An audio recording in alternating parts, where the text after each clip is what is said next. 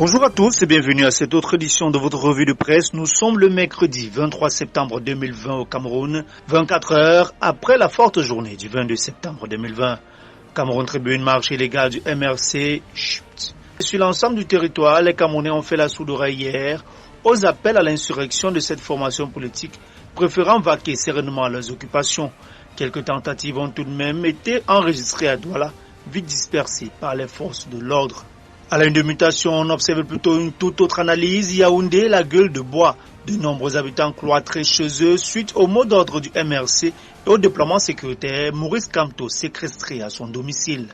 À la une d'émergence toujours Yaoundé, comment Paul Biya a réussi à étouffer la marche de Kamto? Des indiscrétions policières nous ont livré la stratégie qui a été déployée pour qu'aucune manifestation ne soit enregistrée dans la cité capitale.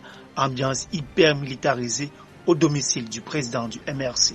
Toujours en faveur des marches du 22, marche de quoi a-t-on peur? Signe le jour. Des journalistes molestés par les forces de maintien de l'ordre, reportage à Douala, Yaoundé, Bafoussam, Tchang et Bafang. Toujours en parlant des marches à la une de Le Messager, les marcheurs défient les abeilles. Ambiance du 22 septembre à Yaoundé, Douala, Bafoussam, Banga, Loum, la police saute sur les manifestants, les journalistes payent le lourd tribut. Toujours à la une de Le Messager, Jean-Michel Ninche, le peuple du changement a dominé la peur. Pour le député SDF, le rythme des manifestations pacifiques doit être maintenu. À la une d'émergence, marche du MRC, le sang a coulé à Douala. La capitale économique a donné le ton malgré la répression. À la une d'Info Matin de ce mercredi 22 septembre, le Cameroun vit la fameuse révolution des abeilles, annoncée à grand renfort de publicité par le leader du MRC Maurice Kamto, s'est soldée par un flop retentissant à travers tout le Cameroun, voire au-delà.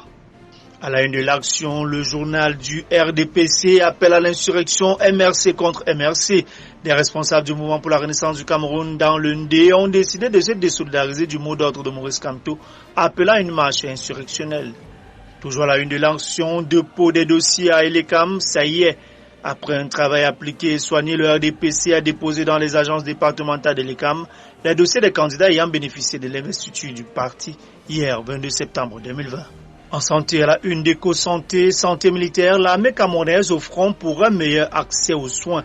D'après le directeur de la santé militaire au ministère de la Défense, le colonel médecin Émile Abeng Bozo, les forces de défense disposent non seulement de 5 hôpitaux militaires de région, mais aussi de plus d'une centaine de formations sanitaires dans les départements et les arrondissements, y compris dans la péninsule de Bakassi.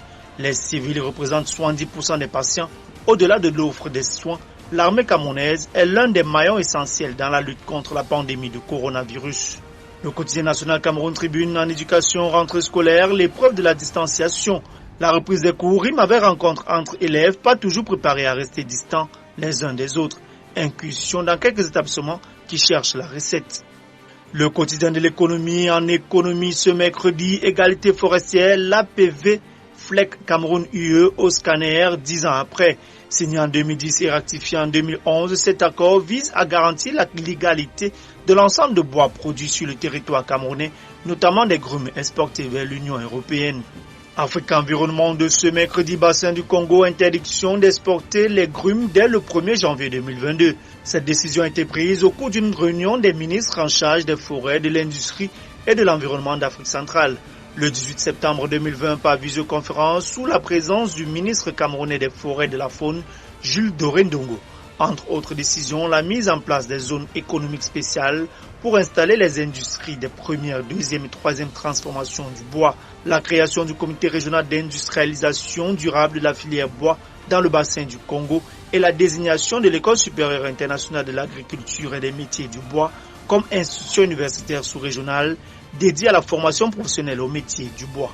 Dans le septentrion à la une de l'Œil du Sahel, l'entreprise Sodécoton un ambitieux plan de relance à l'épreuve du Covid-19. Et pour terminer en sport, football à la une de Cameroun Tribune et le jour, Stade Olembe, l'ère de jeu est prête. Le constat plutôt rassurant a été fait hier par le ministre des Sports et de l'Éducation physique, Narcisse Mouelé Kombi, au cours d'une descente d'inspection au complexe sportif en chantier à Yaoundé. Mesdames, Messieurs, merci infiniment de votre aimable attention. Restez branchés à l'écoute de nos programmes qui se poursuivent. Rendez-vous est pris pour demain jeudi pour la 4e production de la semaine. Que Dieu bénisse.